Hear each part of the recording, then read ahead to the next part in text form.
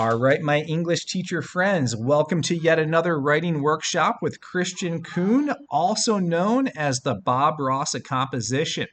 So in this video workshop, I want to present to you how I introduce rhetorical analysis for my students, at least the art of writing a rhetorical analysis.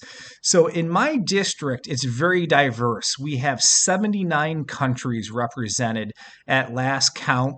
And to be honest, a lot of the templates that I see out there on the market would go right over my students' heads in the early part of the academic year, especially with like early introductions to rhetorical analysis.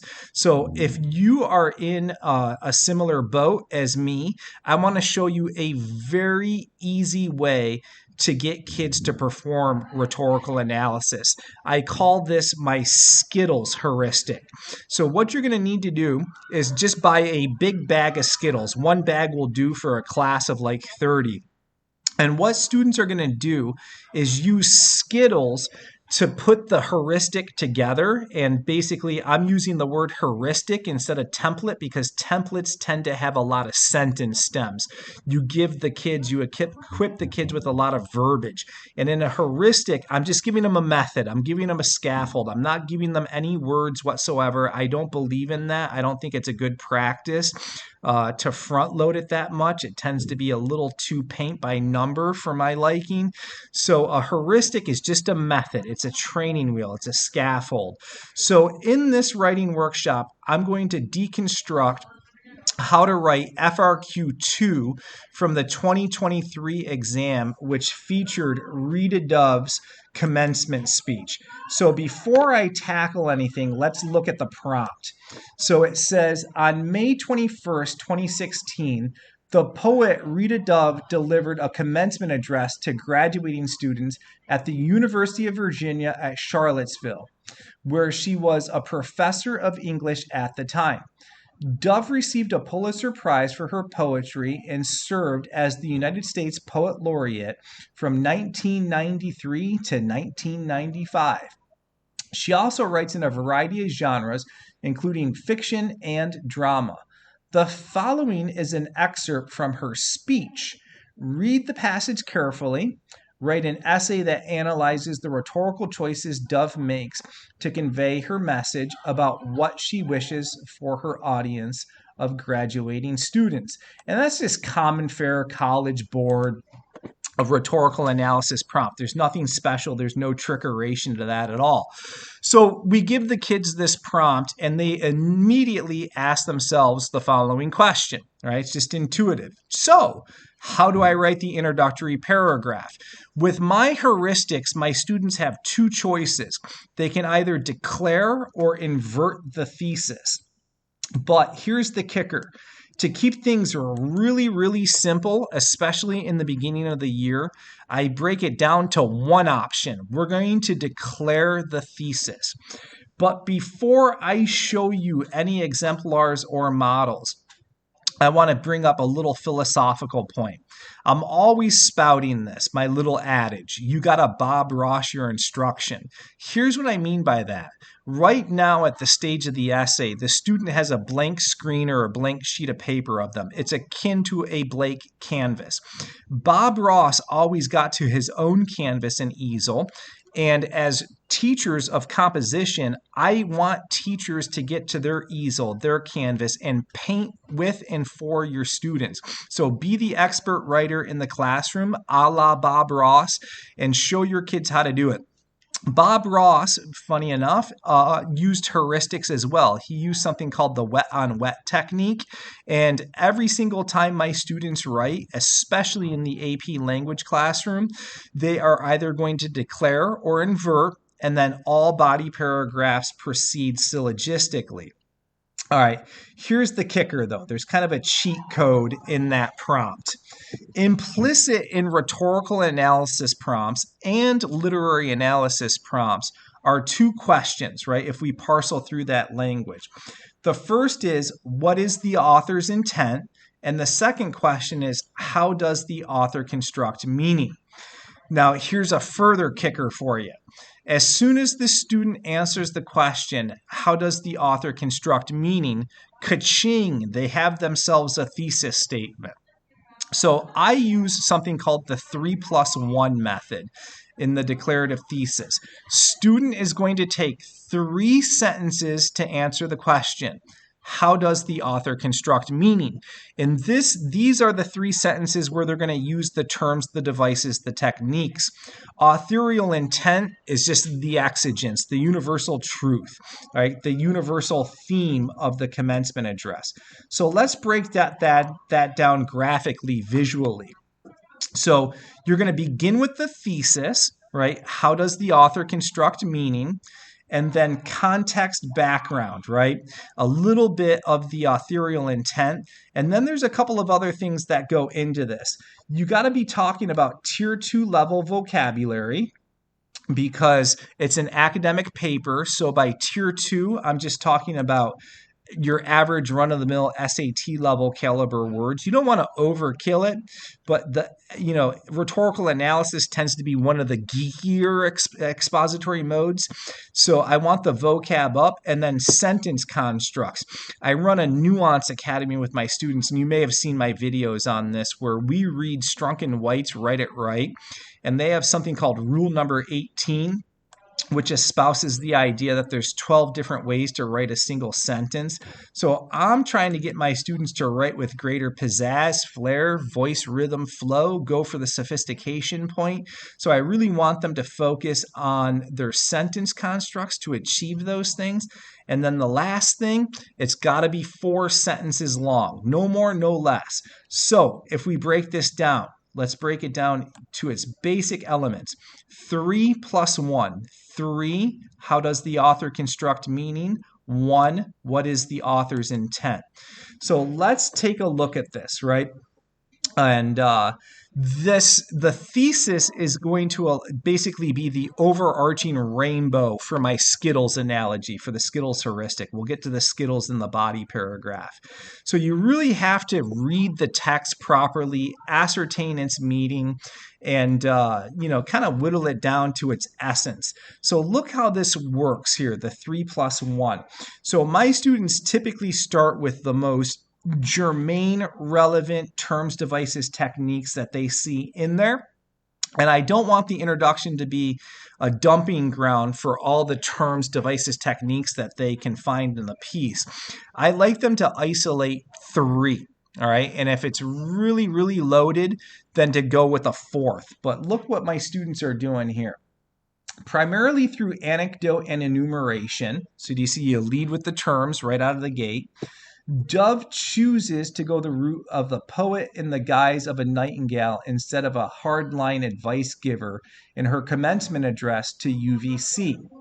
Embracing her ethos as a former poet laureate and accomplished presence in the world of academia, she waxes the extension of her wisdom anecdotally and through a series of negations. Placing herself in the company of other established artists, she expounds upon the various ways these graduates can lead lives as extraordinary as hers. So do you see very heavy focus on the terms, devices, techniques? That's all thesis. So you can hear me explicitly say the terms, and sometimes I imply it. So I don't really have a preference either way. I think a good teeter-totter balance of explicit and implicit is the way to go. So look at the authorial intent in the last sentence. Given that life is not always a smooth ride, her main point is that no matter what, anyone can overcome life's obstacles if they put forth an effort that exceeds the limits of mere preparedness. So you can see the tier 2 is up. Sentence constructs are really good. 4 sentences. And it's always 3+1. That's how my students do it. So if they have, a thesis like that, they got the rainbow, right? They have the overarching umbrella concept for the whole rest of the paper. They're good to go. And they have a good solid foundation upon which to write the rest of the paper. But that might be a little confusing, so let's do it all over again. Bob Ross instruction, show your kids one more time how to do it. So again, same heuristic. We're going to go 3 plus 1.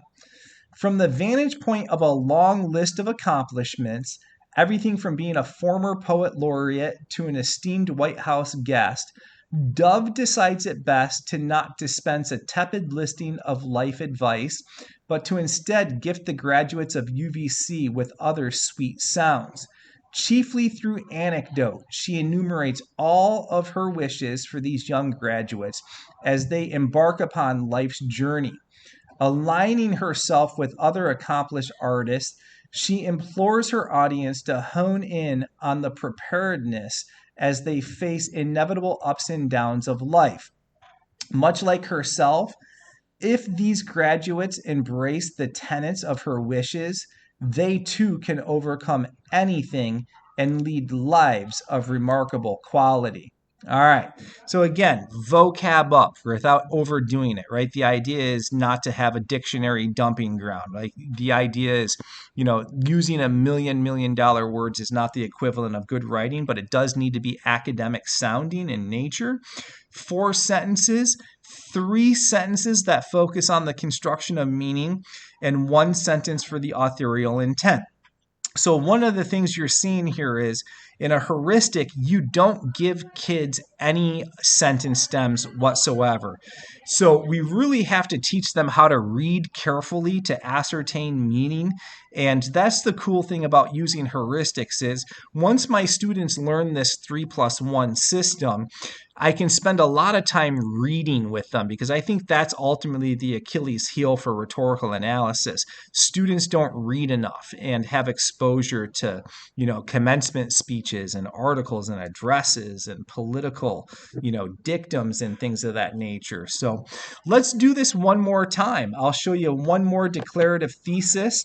When I play the role of Bob Ross, a composition in my classroom, I typically will model things 3 times for my students. That seems to be like on a cognitive science level, the amount of times that makes things click for students is seeing it 3 times.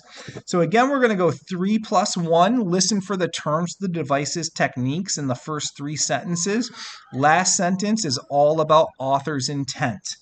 Leaning on her long list of accomplishments as a poet and academic, Dove deviates from the typical script of a run-of-the-mill commencement address and embraces her inner nightingale to deliver a few pearls of wisdom to the graduating class of UVC. Enumerating her ardent wishes for them, she anecdotally details a few tales of her life in hopes of inspiring these young and aspiring graduates. In comparing her story to the lives of other great artists, including the life of her father, she emphasizes her main points. To live a stellar life, one must focus on their preparedness. Knowing that their lives will not always be smooth sailing, she encouraged the graduates to live with passion and an embracing will to tackle it all. All right. If you are writing with me, all right, if your students are writing with me or teachers are going to model their exemplars after my models, pause here and have at it, right? Teachers, if you're working with your students, how about you try your hand at writing a declarative thesis or 2 for them just to, demystify it a tad bit more. So once introductions are done, you still have a whole bunch of blank canvas ahead of you. And students are intuitively going to ask, so how do I write the body paragraphs? And as always, I say to my students and teachers that I teach at the National Writing Project, proceed syllogistically. So in my YouTube channel, I have a whole bunch of videos on the syllogistic method. So I'm just going to give sort of a cursory overview of it so that you have a working understanding to get your kids through this paper. So the syllogistic method is rooted in the Aristotelian tradition, comes from Aristotle. He ran a school called the Lyceum, and the townsboys would go there to learn about polemic, oration, debate, wordsmithing, word wrangling, and they would often throw out these juicy essential questions like, what is justice? Which is at the core of the seminal text, Plato's Republic. And one of the things that Aristotle noted is that some of his students were expert at staying cogent in their arguments. Some were all over the place and some were meh, okay. So in terms of cogency, we as composition teachers talk about line of reasoning. This is where our Skittles are going to come into play, right? We're going to take from that rainbow in the thesis and basically create an underbelly of a rainbow system in the body paragraphs, right? So if I say to you, arsenic is deadly, my dog ate arsenic, my dog is going to die, I have a cogent argument, even though that's kind of morbid. And when students write, we want them to be that bulletproof in their thinking, their logic, their line of reasoning. So in terms of using the syllogistic method for rhetorical analysis, this same heuristic works for literary analysis as well. This is how we define the parts. The first premise is going to be an argument containing terms, devices, techniques, right? And it's going to be 3 sentences long. So on FRQ1 on the AP Lang exam, the College Board says a few times, your argument must be central. I tell my students in all papers, your argument must be central. It's expository writing. We're arguing. So I don't want them quoting or paraphrasing until at least the 4th sentence, and that guarantees that the argument stays central. The second premise is going to be textual support. I would like to see a good teeter-totter balance of quoting and paraphrasing. And then body paragraphs have conclusions. They should have conclusions. And this comes in the form of textual analysis. You got to link, echo, and keep the promise of the first premise and go all the way back to the thesis. Now, students often ask, how many sentences is this going to take? And my response is this. It should be about 10 to 12 sentences. So on the AP Lang and AP Lit exams, my students only write 4 paragraphs for the total essay for all 6 FRQs. So intro, 2 bodies, and a conclusion. That's it. So when you're writing body paragraphs that tend to be 10 to 12 sentences long, there's really no need for that third body paragraph. You can express it all in 2 body paragraphs. So let's see what a first premise is all about.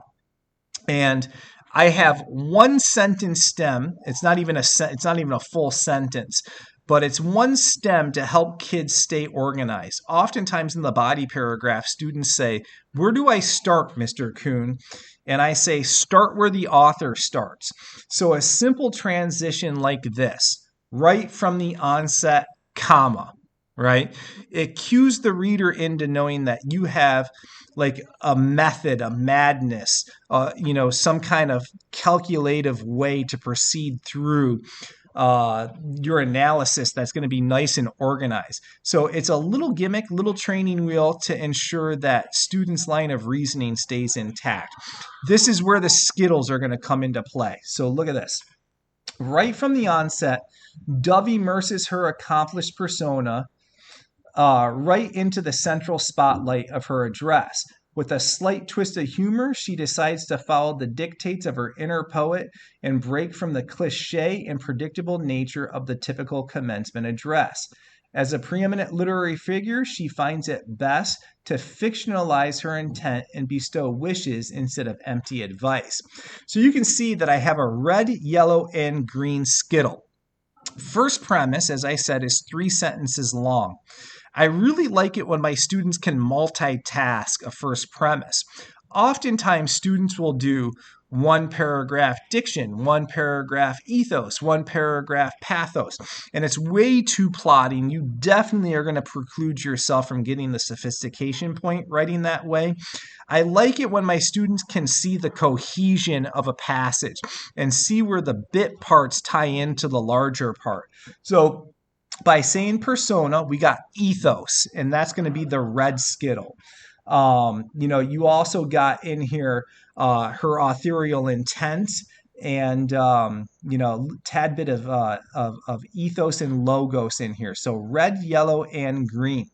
So you put a Skittle next to the term, the device, the technique that you're promising that you're going to analyze in the rest of the piece. So I have to have a read, quote, and or paraphrase. So as I get into the second premise, I need to see some red. So I also need to see some yellow, the humor, the pathos, and I also need to see some green, her logos, her intent, right? So look at where I go here. Let's build this all together. But the first thing that I do with my students is this. We go quote hunting together. I need to have red, yellow, and green quotes in order to substantiate this.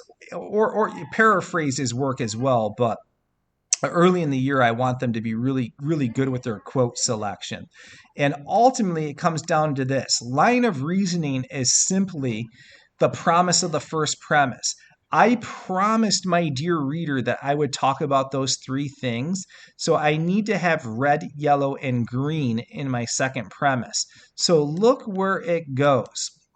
All right, if we break this down, you get to see right there. I have red and yellow in this. I'm going to go right in order. So look at how my red works here. Fourth sentence, I tend to immediately start quoting and paraphrasing. I hold off until the fourth sentence. So look where I go here. Immediately, Dove leans on the fact that she's a former poet laureate with a long list of accolades and announces that although she has given commencement speeches before, this one is different. This is personal. So let's talk about that, right? So we're immediately getting into her ethos, and one of the things that helps her build her ethos is her long list, right? She enumerates a lot of her accomplishments. So those are going to be linked together with the red Skittle, right? Because that's what I promised in the first premise. So if a student's writing this, I would say, all right, your line of reasoning is staying intact. Drop a red Skittle there. Let's talk about quote transitions. So starting with immediately, count every word there is before the quote. So you got 1, 2, 3, 4, 5, 6, 7, 8, 9, 10, 11, 12, 13, 14, 15, 16, 17, 18, 19, 20, 21, 22 quotes, right? If a student places a minimum of 5 words in front of the quote and keeps the quote small, and notice how I bracket in this, you got to teach students how to bracket. It should sound conversational. So quotes really need to be of the conversational variety, embedded quotes, to be in contention for the sophistication point. So I teach the heuristic of the 5-word rule, and I'll model it a few more times in here. So when you quote, you got to analyze. Typically, commencement addresses strictly adhere to a prescriptive formula. In fact, as she states rather flippantly, she Googled it, so it must be true. Her purpose is to dispense life advice. But in her first, several references to famous artists. Do you see how I'm dropping the yellow now? Right? Because I promised that up top in the first premise. I'm getting there. She draws upon an opening line from one of literature's most accomplished poets, Percy Bysshe Shelley. Given that Dove, an accomplished poet herself, agrees with the sentiment of one of literature's best, Dove decides to embrace her contrary fairy godmother and wily genie to extend to the graduates a few wishes. Right. I like it when my students also get into wordplay for their diction analysis. Just take a word, 2 words, 3 words, and drop them into the fabric of the sentence. It's really skillful diction analysis when you do that, right? So those quotes and paraphrases right there correlate to the yellow promise that I made in the first premise. So we're just aligning the Skittles, right? Going rainbow color. I still have green to do. Look where we go next. Enumerating her 3 gifts, she begins by saying, I wish you hunger. In her first 2 such decrees, Dove immediately negates the denotative implications of the statement and clarifies her remark by stating that she does not mean physiological want, but a continued spiritual and intellectual appetite, a hunger to know more, do more, feel more. Again, every time it's the 5-word rule for those quotes. So you can see now Red, green, and yellow all have their quotes and or paraphrases. But when you quote, you just can't run like heck. You got to analyze it. So look where this goes. Later, in her second wish, she qualifies her wish of hard work by commenting that she does not mean back-breaking labor, not the drudgery of the treadmill, but an appreciation for the work that comes before the big show. With both wishes, Dove is speaking figuratively in that she wants these graduates to embrace the fundamental purpose of an education, to forever remain intellectually engaged, and to put forth their best self at every phase of the game. But here's the thing. We have got to conclude our paragraph, right? So we gotta conclude this. So we just can't abandon the syllogism in mid-thought. The conclusion takes a couple of sentences, right? And you throw everything back to the thesis and the first premise. So a syllogism is like a circle. So look where this goes. By throwing the typical script out the window, Dove is able to suggest that the foundation she built for herself to be as accomplished as she is can be attained by these graduates. They just need to embrace the wishes and do the work. And that is it. That's a whole syllogism, right? 10 to 12 sentences that stayed very cogent, very clear.